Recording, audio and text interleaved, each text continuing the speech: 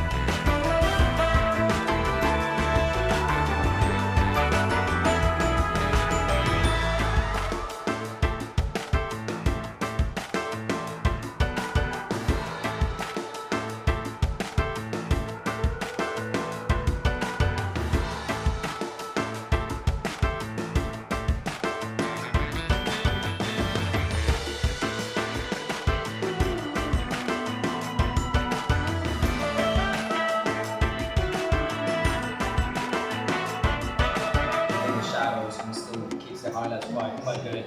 Again, get like full details in the highlights. I think is a very nice thing to see. That camera makes me way more confident to say I'm just snapping for my family. People don't care. This was like through a mirror, like inside the car.